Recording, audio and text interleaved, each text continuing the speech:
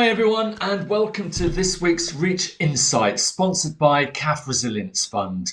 Well, when we get to 17, we all get excited, don't we, about the prospect of independence and the ability to drive, and that's exactly the same for a Reach child.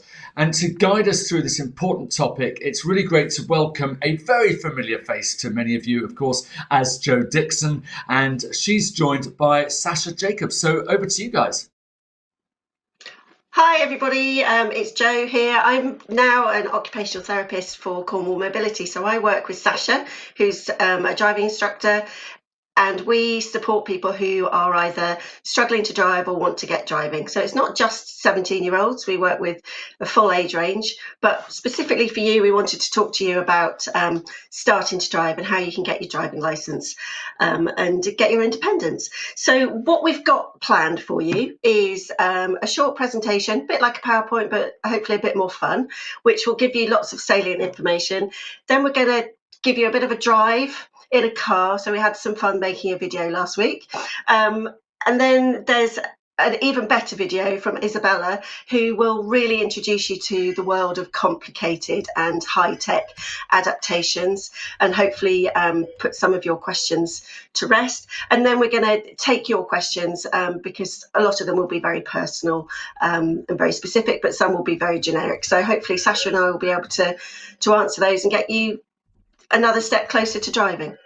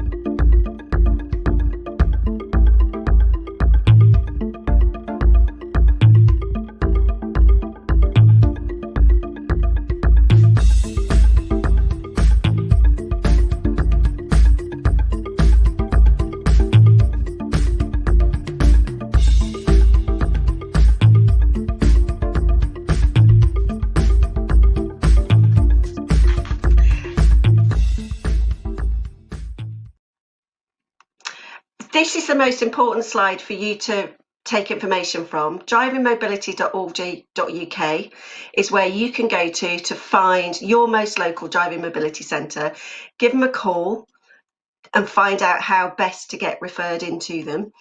One of the slides said earlier that if you're referred in by a health professional, so your GP, an occupational therapist, a physiotherapist, even your nurse, if there's a nurse in the GP surgery, then you possibly won't have to pay, which will save you about £80. So it's worth doing. So go to that website, use the Find a Centre button, and you'll find your most local. They'll tell you what the waiting lists are like and what the process is for you to have an assessment. We're now going to go to a video that Sasha and I had fun making earlier this week when the sun actually shone in Cornwall. And hopefully it will give you just an idea of some of the lower tech adaptations that can be fitted to your car and how they work. So let's just start by starting the car. So this old adapted vehicle has a start-stop facility, which is really quite good. So if you happen to have restrictions in the right hand for turning a key, you could perhaps use the start-stop instead. So we'll just pop that one on. Okay, this is the standard manual handbrake. You can get an easy release handbrake system which straps on, which would help if you had less strength in your left hand, or you can have an electronic automatic handbrake in most modern cars, which would probably be preferable. So on the steering wheel we've got these brackets, left hand and a right hand, so wherever you need assistance we can have a steering aid. So this one pops in here, pressing the red button there, and it enables you to steer without your right hand, so if you've got mobility in your left, do your steering from here. You can also transfer that to the left hand, do the same if you're not right hand if you're not using your left hand. So this is good if this is all you need, just for a little assistance with the steering. If you can operate your indicators somehow, that's all you would need. The thing is, sometimes if you have a left-hand steering aid, when you're doing your turns, how are we going to indicate? So what we can do, and what we also have, is a thing called a secondary switching unit attached to the steering aid. Basically it's indicators, wipers, lights. You can get more advanced steering aids which can operate electronic windows, air conditioning. This is the minimum really. Most importantly, I guess it's your indicators, your horn and your wipers. We're just going to pop that in there. So what happens then is if you're turning a corner, you need to indicate. Press your right signal. It doesn't cancel automatically, so you just press this one to stop. If you're going left, and that one to stop. So if you're doing a tight turn, you need to indicate left, say off a roundabout, press the left one, and then cancel. Got a horn. We can operate dip beam to full beam on here for night driving. We can use the wipers, the back ones, the back. As I said, you can get more complex. It really depends on what you need. So at the time of the driving assessment, we would look at what you need to use in the vehicle. And Sasha, can that go on the right hand side as well? Absolutely go on the right hand side as well. You can get different shapes. So this is just a standard kind of round shape. You can get, if you can see here, Joe, yeah, you can get like a lollipop style. It really depends on what's comfortable for you.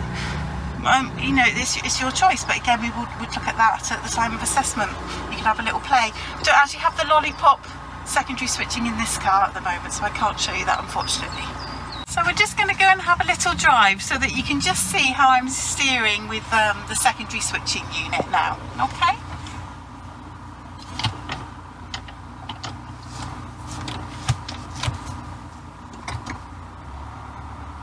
So basically you have a very light grip on this steering ball. The lighter the grip the better really, because it's ever so responsive. You don't need to hold it really tightly, just a nice light grip. Obviously I'm using this unit with my 4 fingers and my thumb, and if you're thinking how am I going to do that, perhaps that wouldn't work for you, we would look at another unit to assist you with using other digits. I'm just going to indicate right.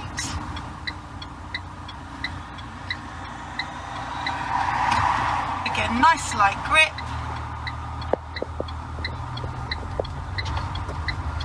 Once we straighten the wheel, we cancel.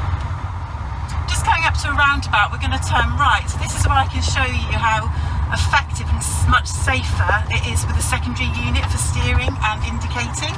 So we're just going to signal right.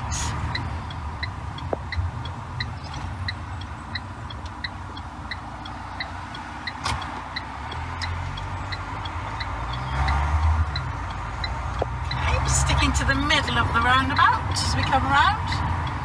Obviously, at this point, we're going to think about signalling left. So it's impossible to use the standard indicators at this point. So we're just going to signal left, cancel.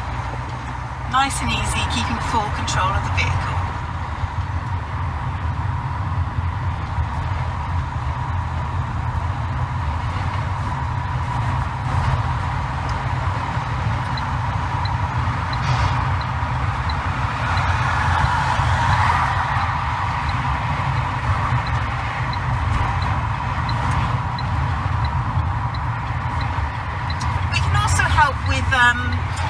Access into and out of the vehicle. So when you come to see us for assessment, we look at the whole picture, we look at you, we see what's going to help you, what's going to keep you comfortable, and also what's going to enable you to learn to drive safely.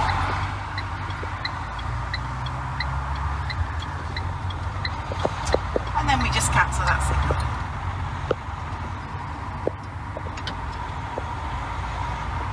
We can also help with things like how to put your seatbelt on. There's such a thing as a seatbelt extender, which is a really simple adaptation, not very expensive, and it just enables you to pop your seatbelt on with just the one hand.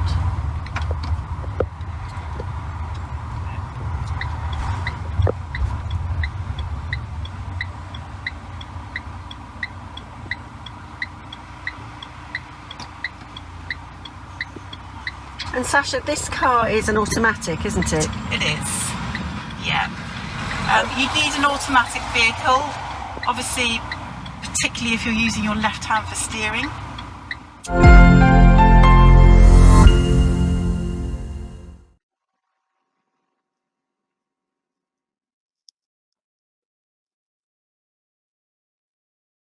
I just wanted to say about the automatic vehicle, we wouldn't totally limit someone to just driving an automatic if we could see that steering and gear changes could be achieved by what the person could do. So don't think, oh gosh, I'm just going to be limited to an automatic. When you come for a driving assessment, we're very open-minded. We look at everything. Can you drive a manual or do you need an automatic? So I just wanted to make that clear. At the end of the video, we got a little bit of congestion as I turned into the side road, got a little bit distracted at that point. And we got a little bit giggly, didn't we? I think it was time to stop the video at that point. Okay, so next up is Isabella. Isabella is a Reach member. She's put some information about her driving experience on Facebook, which we wanted to share with you because she far more interestingly explains how her car is adapted and how she drives. She has a bilateral difference, but also has issues with her legs. So it's quite a long video, but it's really, really informative for you.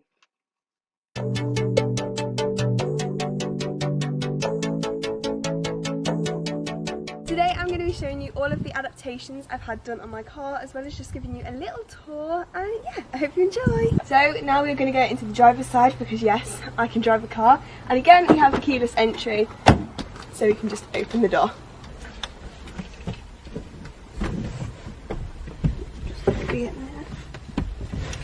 Okay, so now we're officially sat in my car. Yeah, this is the driver's side. So I'm going to start with showing you the adaptations on this side, and then basically we're just going to work over. So let's go. So the first thing that you may be able to see are these. So basically what they did is they took the entire panel out, which has all of my mirror controls, my windows and things like that. So they took the whole panel out and they actually moved it here where it's raised, to meaning that I can put the windows up and down myself, obviously, if I've got the engine turned on, which I currently don't.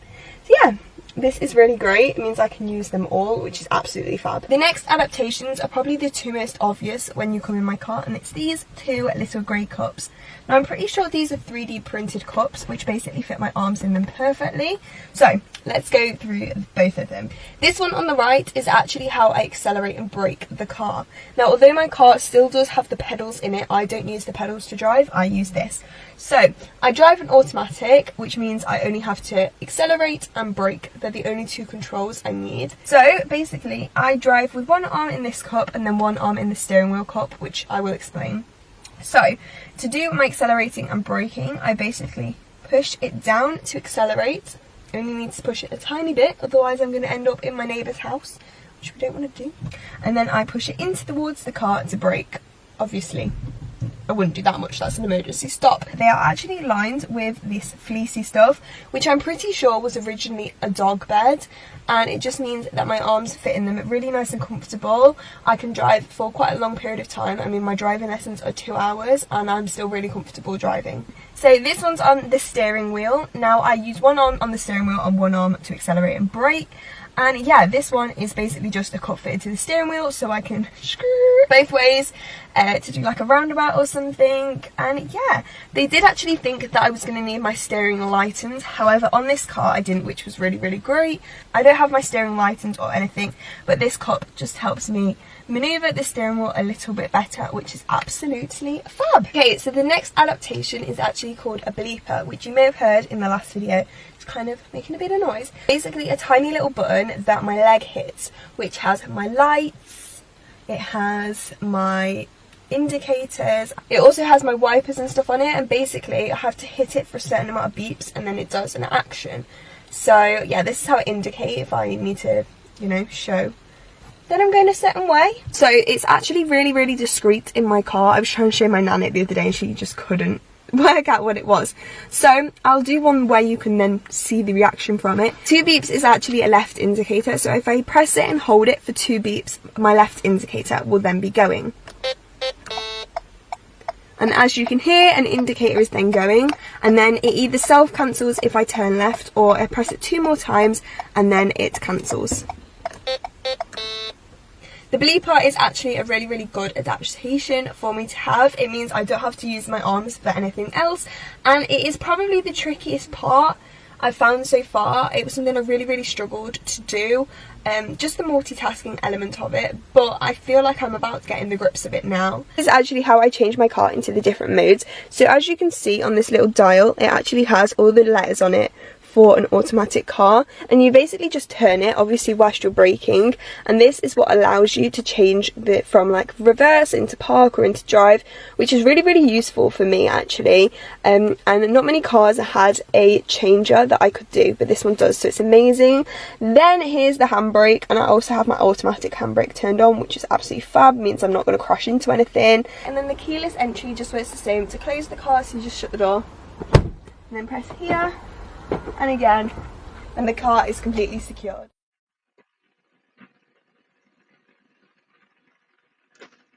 I hope that that's inspired you. Isabella's car is amazing, and she has got some really high-tech adaptations, but also, as you can see, some really low-tech solutions, like the fleece from a dog bed to make the cups more comfortable for her, just so, but they're bespoke to her needs, and that's what coming to a driving assessment centre is about. It's about getting the solutions that are bespoke to you and to your limb differences. Over to Alistair. Okay, well, thank you so much indeed, Joe, because that was really, really good. And I think one of the things that really comes out of that, of both videos so clearly, is the fact that whatever people's differences are, there's something that can probably be done. And I'm just amazed by the ingenuity and by the engineers and all the people involved. I think really probably what we should go back to is really the very beginning, if we can, and talk about that very first stage about, okay, my child, or I'm approaching 17, I'm getting very excited about getting getting my driving license and things. Talk us through, first of all, actually physically getting the license, and then the assessment centre. You gave us a website there where they can actually go and book, but what's the actual process? Is there any work you need to do before you get to that point? Sasha, I'll pass to you. Yeah, so hi everyone. You can apply for your provisional license from 15 years, 9 months. And you can start to learn to drive at 16 if you're in receipt of PIP. So it's really simple. You just go onto the government website, www.gov.uk, just tap in driving license, and you can just fill that out online. Takes a few weeks to come through. You do have to declare if you do have medical conditions or any. There's a whole list, so you just have to tick what you need. They don't tend to do anything about it at that stage. They'll just issue a provisional license, and then over to you. So then what I would recommend is that you do get in touch with a driving mobility centre. And like Joe said, there's a website, www.drivingmobility.org.uk. So there's about 20 centres throughout the UK. So Joe and I work for Cornwall Mobility, which is a little misleading because actually we work from Plymouth, and we have an office in Exeter. Our head office is in Truro. So I'm sure you'd be able to find a centre probably within an hour of where you are maximum. So you would just give us a call. It'd be great if you could get a referral because, like Joe said earlier, that would not cost you anything. So from a health professional, and that could be an OT, doctor, nurse, a physiotherapist, or it probably costs about £80. Yeah. If you're going to your limb centre, yeah. And then you can come and meet us. We do have a little bit of a waiting list, more so at the moment because of obviously lockdown. Myself and Joe aren't working at the moment. Technically, we're furloughed, just doing the odd day a week. So yes, there would be a backlog, but normally we'd aim to see people within about 4 to 6 weeks, I think, Joe, in Plymouth. Yeah. Some centres are quieter than others. And then you just come along. We send you a questionnaire, so that gives us really good information on you, about you physically, what you want to achieve from the assessments. We've got a little bit of a heads up, and normally it is myself and an OT, and we just have a chat to you about you, really, what's going to enable you to learn to drive safely, and what have we got that can help. If we haven't got it, we'll find what we can do to help. Does that help? What age?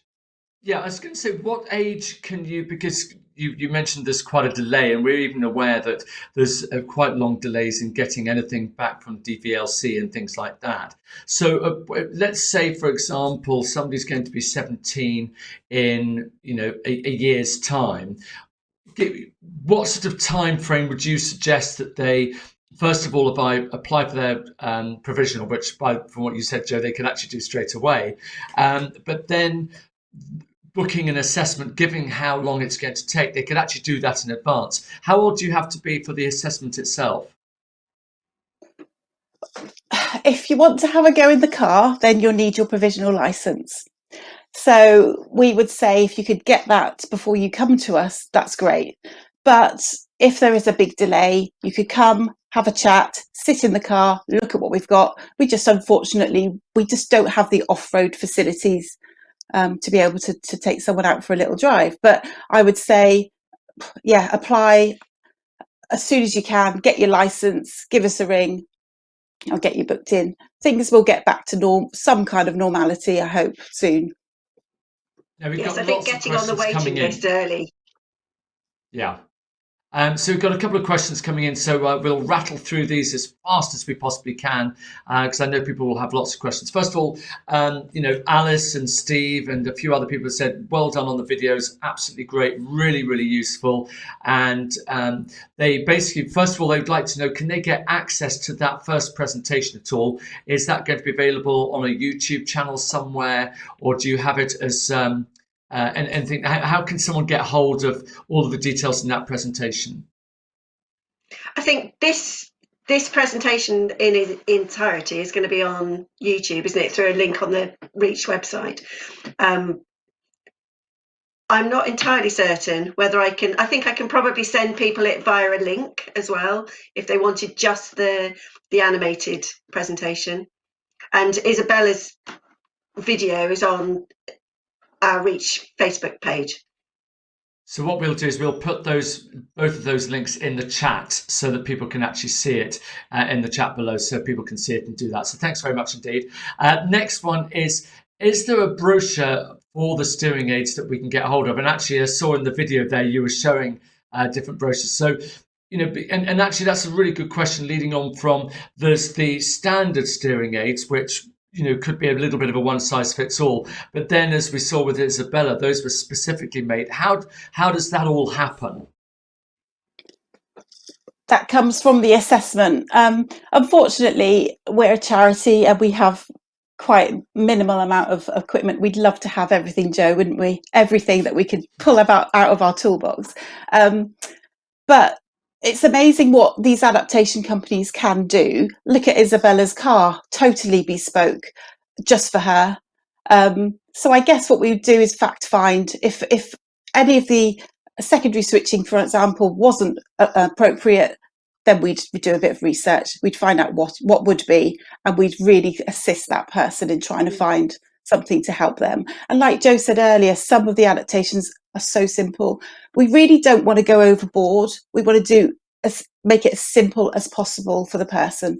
But yeah, I think putting our heads together, we'd probably be able to find a solution for pretty much anything, I'd like to say. One of the things that I know is going to come up, people might not mention it, but I'll deal with the elephant in the room here about the cost, because obviously adapting cars, is a cost. Is the age of a car a particular issue? Obviously, automatics are easier to adapt because there's less involved with the gear stick and things. Can you talk us through a little bit about the cost implications for somebody? That is, yes. I think at a minimum, I guess the secondary switching units, you're looking up to about £1,000, £1,500 for those. They're Bluetooth and they're for that vehicle only, so they can't be transferred. Which, yes, it could be a little bit of an issue. So you're going to have to be sure that you're going to keep that car that you've got for quite a while if you're going to go down that route. With regards to adaptations, yeah, I mean I wouldn't know, to be honest, how much we're talking until we knew exactly what that person needed. But with the Motability scheme, you can get adaptations in the vehicle paid for. So yeah, that would help if you're getting that higher rate PIP. You could go to the Motability. So effectively, if you have limited resources, just go to the assessment centre first, ideally get referred, because then you might not have to pay for it, and then just have the conversation, because even if you do have limited resources, there might be things that can be done and there might be help that can be provided. And I think that's a great message for people, not to be put off by some of this huge expense which is potentially there. So thanks very much indeed for answering that. That's great. Can I just say, forgot to say actually that Motability refer to us as well. It's for free. So you can come into us through that avenue. And some of the adaptations or some of the things that would help someone learn to drive could be really simple, like moving the seat, bringing it up. It's not all about the technical. It just becomes technical, I guess, where safety is an issue, We were discussing, weren't we, Sasha, about the age of the car and the fact that modern cars, very modern cars, have got a lot of these new higher tech controls that mean that adaptations aren't quite so necessary. So although it's lovely for Granny to gift you their car, sometimes it would be better to wait and buy one that's a bit newer, that's got automatic handbrake, push button handbrake, automatic wipers and headlights, that sort of thing, which just mean that you don't have to have as many adaptations added to your car, and it reduces the cost. But you also mentioned, going back to the funding of it, that they are expensive. So yeah, a simple steering ball and secondary controls, 1,000 to 1,500. Reach Bursary has in the past supported, it's never 100%, but they have supported the purchase and installation of that type of car adaptation. So that's a possibility if you're a Reach member. There might also be a local charity. That's really good, and I think it is important, isn't it, to let everyone know there's all sorts of resources out there, and there's lots of help. And what's lovely is that, irrespective of your circumstances, the chances are something can be worked out for you. A question has come in here about someone who's already passed the driving test in an automatic car with an adaptation. How easy is it for them to redo the test in a manual car with no adaptations, or even an automatic car with no adaptations? So, once you've passed with your certain circumstances, how easy is it then to change and to then redo the test and so on? So that would mean another driving test, unfortunately. So I guess if you've been driving an automatic, perhaps with an adaptation, and you felt you could drive a manual, circumstances have changed, then I would suggest you do have provisional entitlement on your full license, on your automatic license, to take lessons in a manual. So you could take some lessons, but you do have to take the Driving and Vehicle Standards Agency driving test again to get your manual driving license. So that's not something that would come through an assessment centre as such. That's something that you would just try and do by sourcing a local driving instructor, perhaps a couple of lessons, whatever you need, and then going for your driving test through the DVSA. Sasha, would they have to do their theory test again? No, that's good. That's the good bit. That still stands. So no, just the practical driving element again with a driving examiner.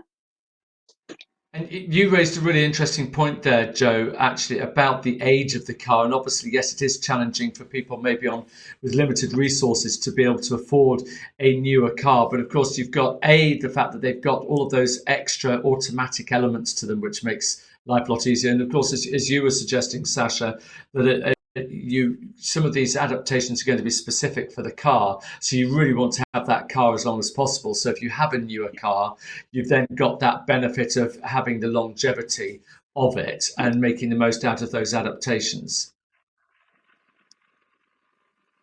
Yeah, okay, absolutely. we're all in agreement with that one. Okay. So Sasha, just for people who are learning to drive, we know that everybody it's quite a big thing to learn to drive for anybody, let alone somebody who's got to deal with some adaptations as well. What kind of questions do you get asked most by people when they first come to you? They're probably completely overwhelmed by all the information and things. So what's their biggest concern? They don't want to crash. Fair enough. So basically, they're worried about if they can do it. They're worried about finding perhaps a driving instructor that is more experienced with disabilities. There's a great organisation called the Disability Driving Instructors Association, and on their website you can put in your postcode and it brings up a lot of the specialist driving instructors. So hopefully there would be someone in the area that could help with that. If not, at assessment, myself and Joe can help source that, and I teach when I can as well. So if I can fit it in, I'd love to teach everybody. But yes, so we try, because we do realise that it's quite difficult for driving instructors to teach people with adaptations, because invariably that might have to happen in their own vehicles and there's no brake pedal, so in the passenger side. So sometimes that might be a little bit of an issue. But what can happen with Motability cars is that there could be a brake pedal built into the passenger side in someone's own vehicle, so that a driving instructor, I mean, obviously it's preferable to go with someone who specialises in disabilities, but if someone knows a local driving instructor, they might be fine with getting in someone's own vehicle if they've got control with a brake. But yes, I guess it's the nerves of getting on the road, but it's fun. It's everyone loves learning to drive, I think, towards the end, and some people pick it up quickly, some people take a long time. Everyone's different, but yeah. everyone manages it in the end, They as all is get there evident in by the the amount end. of cars on the amount of cars on the road. And I think that's a really good Absolutely. tip in terms of finding a driving instructor who is actually aware of people with limb differences or something like that. So they've got that experience, they're aware of dealing with adaptation. So some really, really good advice there as well. Just a reminder to everyone watching, please do put your questions in the comments below. I can guarantee that the question you have, somebody else is asking exactly the same thing. So please do be bold, and you can be anonymous if you like, but just please put in those questions in the chat below. Now, once we finish the broadcast this morning, we're going to keep the conversation going. Joe and Sasha has very kindly said they'll hang around for a little bit extra if you've got any more questions. But while they're here, while everyone else is watching, it's a great opportunity for you to get your questions in. So please do that, and we'll gladly pass them on. And another question has come in. Thank you very much indeed, Steve, for your questions. He said, does there have to be a special driving test instructor when you take your test? So, do you have to book something differently when it comes to the test? And I guess that's over to you, Sasha, on that one. That's a really good question. No, there's no specialist driving examiner. When you book your driving test, you do declare that you have adaptations in the vehicle. All that means is you get a little bit of extra time. That's not for driving, so don't panic. You don't have to do anything differently to anyone else, but it just gives the examiner time to look at the adaptations, have a chat with you, and just really for them to know what to code your license with should hopefully you pass your driving test. So basically, if you drive, say, with a steering aid, that would be code 40, and that just goes on the back of your driving license. So it does mean that you should only drive with that steering aid. But no, the test is exactly the same for everyone else. They just need a bit more time. So it's nothing to worry about. It's nothing to do with you at all. They just need to get their brains working on what they need to code, basically. And what about the changing adaptations? Obviously, when people first learn to drive, there's a whole array of adaptations they have. And what if they discover actually there's a new, let's say, for example, they've got an older car which had manual windscreen wipers. Now they can have automatic windscreen wipers. They don't need necessarily the same adaptations for a new car that they end up buying. What's the process of getting that new car registered with those new adaptations? Do you have to do anything to let DVLC or anybody else know that actually the adaptations you're using are different? Because obviously, as you mentioned there, Sasha, it's written on the back of your license. So what's the process there? This is why it's really important to come to us for a driving assessment and not go straight to an adaptations company or a garage, because you don't get the code on your license until you pass your test. So you've got a bit of time to have a play around on your lessons. So we might recommend something, and then you might find an alternative solution and think, I can do that without that adaptation. So during your course of driving lessons, it's great, because I've done it myself. I've thought, they don't actually need that. Brilliant. We can get rid of that. People adapt, you adapt to your own style as long as it's safe. So until the point you pass your driving test, you can switch and change. Obviously, that is dependent on the car that you're driving, if it's a driving instructor's car, but I think at the point you take your test, you need to be 100% sure that that's what you're going to be driving with after that point. Because if, like I said earlier, if you want to take those adapters off your license, you've got to go back to take your driving test again. And it's bad enough doing it the first time. I'm joking, it's not that bad. No, that's a really good point. So if you basically want to introduce a new adaptation, because I'm also thinking about people as they get older, we physically all change a little bit and so on. So if you do change any of the adaptations or you increase the adaptations, then you obviously need to take another test. What if you take one of the adaptations away because you feel you don't actually need it anymore for whatever reason? For example, the car technology has updated to the point where actually you don't need that particular adaptation. Do you still need to go and have a retest to show that you can actually cope without it? You do at the moment, unfortunately, whatever's on your license, because I guess you wouldn't be insured if something should happen and you were driving without the adaptation that is specified on your driving license. So at the moment, as it stands, it's a retest. If you, we see, like Joe said earlier, we see clients of more mature years. So they might have just passed a test in a manual vehicle, and then as the years have gone on, have lost a little mobility or have a medical condition that means they need an adaptation. That can just be added in, and their code can be added on in later years. But for the youngsters, that's why it's really important that we get it right, because we don't want to restrict anyone with the wrong code from the outset. It's just not fair. And quite really interesting things come up about insurance. Are the specialist insurance providers? How does it affect, say, for example, if it's a shared car, there's other people using it? And what's your experience with insurance with people with adapted cars? My experience, there really isn't any specific insurance company. You just, from what I've heard from clients, is just they've just told them that they've got an adaptation, and that's as far as it goes. But yeah, I think, yeah, I from my knowledge, and I don't know if Joe knows any different, I don't think there's any specific insurance companies that cover adapted vehicles. No, I don't think there's any that market themselves as purely No. for disabled drivers. There are a couple that are a little more open to disabled drivers and don't put a massive premium. And I can't remember the names of those at the moment, but I can have a quick look on disabled motoring, or anybody watching this could look on the disabled motoring website, and there's quite a big section about insurance on there. That might help, particularly if they're going for, the more high-tech, more complicated adaptations.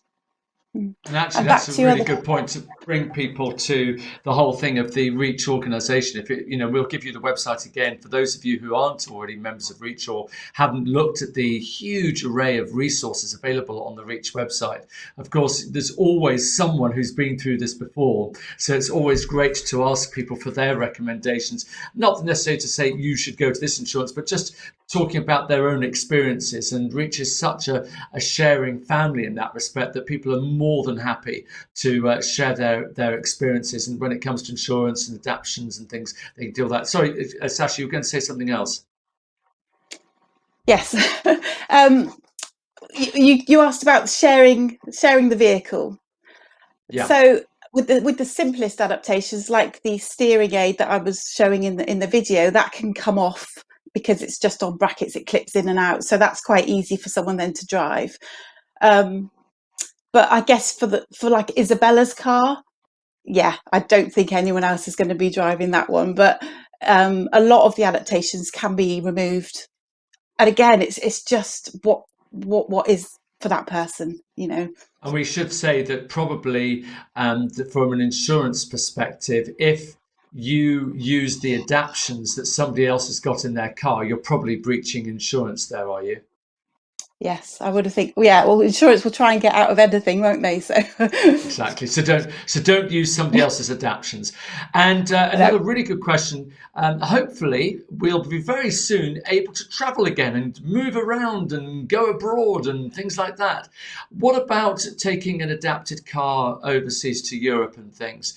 Are there any particular implications with that, with either your driving license or from an insurance perspective that you're aware of? That's a good question. Honestly, I wouldn't know at the moment. I could find out. Really good question. I'm a bit stumped. Well, thanks for your honesty. Listen, everybody's fallible, so we appreciate your honesty. And again, maybe somebody in the chat below can mention their experiences, because I know we've got a lot of people watching, a lot of people with a huge amount of experience. So let's just share that if anybody's got that, and pop it in the chat box.